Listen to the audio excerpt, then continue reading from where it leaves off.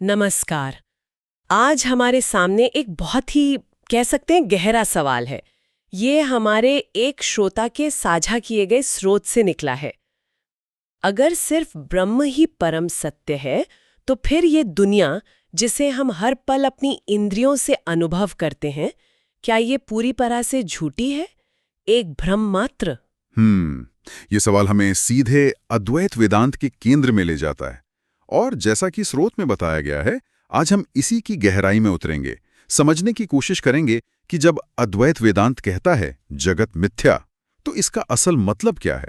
क्या वाकई दुनिया झूठी है, या फिर मिथ्या का कोई और शायद ज्यादा सूक्ष्म अर्थ है। तो चलिए इस विचार को खोलकर समझते हैं। शुरुआत करते हैं अद्वैत वेदांत के उस प्रसिद्ध सूत्र से जिसका जिक्र स्रोत में है। स्रोत में ये सूत्र दिया है, ब्रह्म सत्यम जगन मिथ्या जीवो ब्रह्मेव न परः। सुनने में तो बहुत गूढ़ लगता है ये, खासकर वो जगन मिथ्या वाला हिस्सा।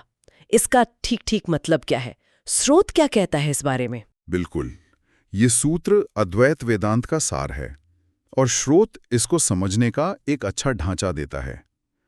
इसको ठीक से समझने के लिए, जैसा स्रोत भी बताता है, हमें इसे मतलब 3 हिस्सों में देखना होगा।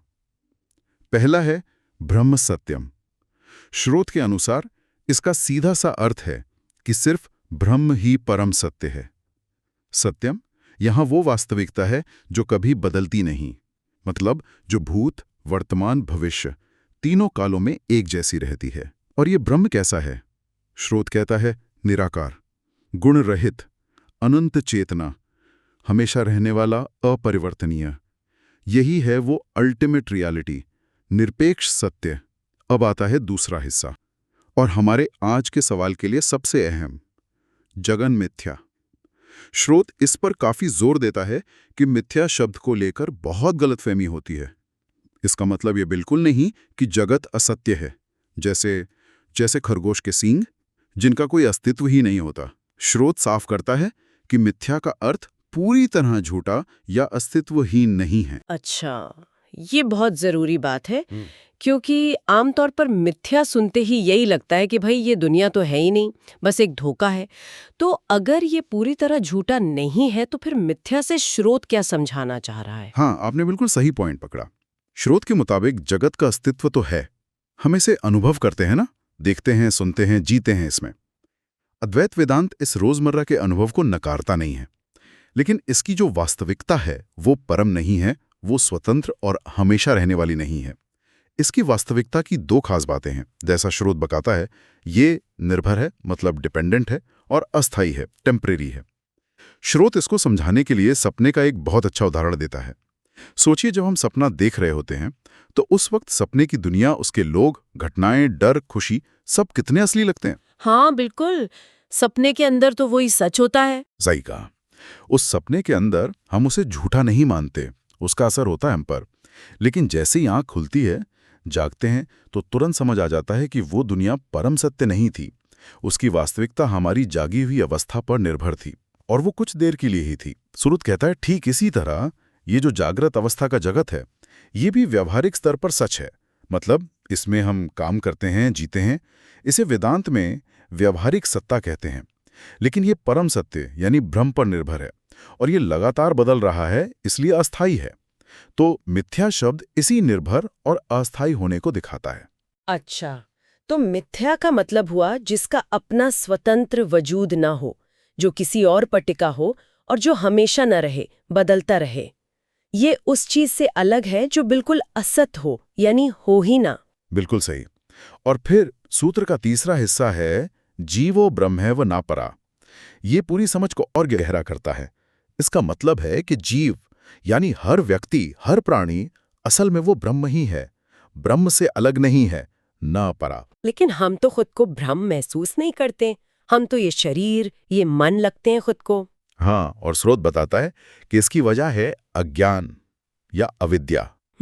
इसी अज्ञान की वजह से हम अपनी असली पहचान, जो कि अनंत ब्रह्म है, उसे भूलकर खुद को इस छोटे से बदलने वाले शरीर और मन से जोड़ लेते हैं। हम सोचते हैं मैं ये शरीर हूँ, मैं ये मन हूँ, मैं सुखी, मैं दुखी। यही अविद्या है जो हमें भ्रम से अलग महसूस कराती है और इस बदलते जगत को ही परम सत्य मानने को मजबूर करती है। अब सोचिए, अगर जीव खुद ही असल में ब्रह्म है, तो फिर ये जो अलग अलग चीजों से भरा जगत उसे दिख रहा है, वो निरपेक्ष सत्य कैसे हो सकता है? ये भी जगत के मिथ्या होने का एक पहलू है कि परम सत्य के नजरिए से देखें तो जीव और ब्रह्म का भेद और जगत की ये अनेकता ये सिर्फ अज्ञान के कारण दिखती है। ये तो वाकई काफी गहरा विश्लेषण है। आपने व्यवहारिक सत्ता और पारमार्थिक सत्ता की बात की। स्रोत में एक और बहुत मशहूर उदाहरण आता है, वो रस्सी और सांप वाला। वो उदाहरण मिथ्या के इस विचार को, खासकर ये अज्ञान और भ्रम वाले पहलू को कैसे समझाता है? क्या वो सपने वाले उदाहरण से कुछ अलग बताता है? हाँ, रस्सी और सांप का उदाहरण वो भ्रम और अधिष्ठान के सिद्धांत को समझाने के लिए अद्वैत वेदांत का क्लासिक उदाहरण है। श्रोति से बताता है, सोचिए आप शाम को कहीं जा रहे हैं, अंधेरा सा है, रास्ते में कुछ टेढ़ी मेढ़ी चीज पड़ी दिखी और आप उसे देखते ही डर गए, अरे सांप। उस पल में वो सांप आपके लिए बिल्कुल असली है। दिल तेज धड़केगा, आप चाहे पीछे हट जाएंगे, डर लगेगा। उस अनुभव में कोई कमी नहीं है। हाँ, ऐसा तो होता है। तो क्या वहां सच में सांप है? स्रोत कहता है नहीं, वहां सिर्फ एक रस्सी पड़ी है। कम रोशनी, जो अज्ञान या अविद्या का प्रतीक है, उसकी वजह से आपने रस्सी, जो कि ब्रह्म यानी असली सत्य या आधार अधिष्ठान का प्रतीक है, उस पर सांप, जो जगत यानी दिखने वाली आरोपित वास्तविकता का प्रतीक है, उसका भ्रम कर लिया। वो सांप दिखा, उसने असर डाला, पर उसका अपना कोई स्वतंत्र अस्तित्व नहीं था। उसका होना पूरी तरह से रस्सी पर निर्भर था। तो रस्सी यहाँ ब्रह्म है और सांप जगत है। हाँ, इस उदाहरण में ऐसा समझ सकते हैं। और जैसे ही कोई टॉर्च जलाता है या रोशनी तेज होती है, जो ज्ञान के आने का प्रतीक है, वो सांप का भ्रम तुरंत गायब हो जाता है। सांप दिखना बंद हो जाता है। लेकिन ध्यान दीजिए, सांप गायब होता है, रस्सी गायब नहीं होती। सही बात है, बल्कि रस्सी का असली रूप सामने आता है, जो पहले भी वही थी, पर दिख नहीं रही थी ठीक से। स्रोत इसी तरह समझाता है कि ज्ञान होने पर ऐसा नहीं कि ये दुनिया शून्य हो जाती है, गायब हो जाती है, बल्कि इसका असली स्वरूप समझ आता है। ये समझ आता है कि ये जगत, जो हमें इतना ठोस और स्वतंत्र लगता है, वो असल में ब्रह्मरूपी आधार पर टिका हुआ एक आरोपण है। जैसे सांप रस्सी पर टिका था। इसकी अपनी कोई परम सत्ता नहीं है, इसकी सत्ता ब्रह्म से उधार ली हुई है, ऐसा कह सकते हैं। तो सपना और रस्सी सांप दोनों ही उदाहरण जगत की परम सत्यता न होने को दिखा रहे हैं, पर शायद अलग अलग पहलू पर जोर दे रहे हैं।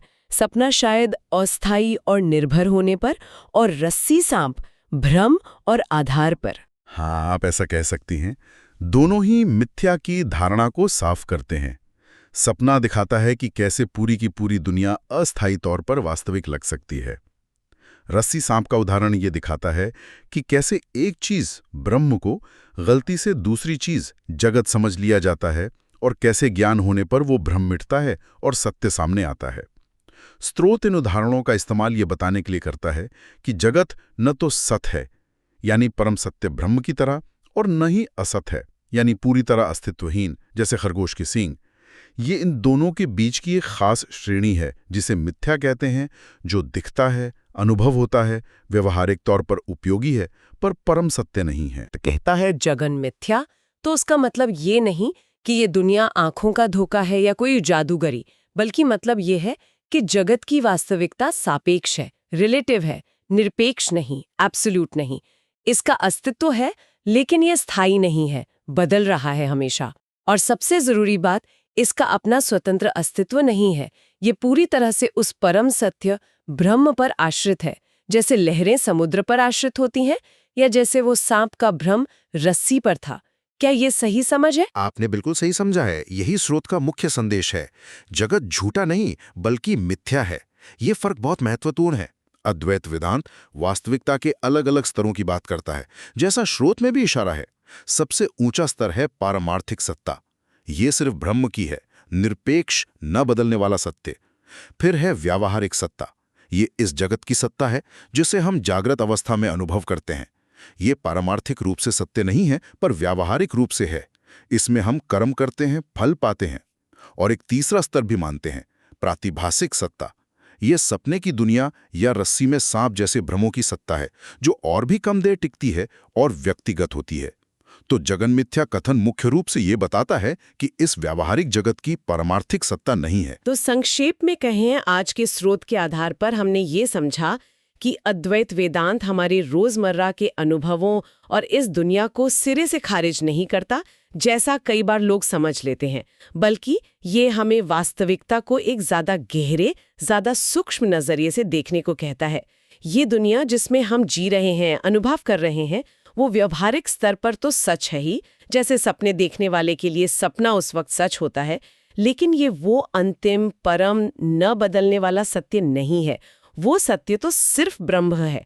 मिथ्या शब्द हमें जगत के इसी अस्थायी, आश्रित और सापेक्षिक स्वरूप की याद दिलाता है, न कि उसके पूरी तरह झूठे या अस्तित्वहीन होने की। हाँ, ये एक बहुत ही बारीक पर अहम कह सकते हैं क्रांतिकारी समझ है। ये हमें अपने बनी बनाई धारणाओं पर सवाल उठाने को कहती है।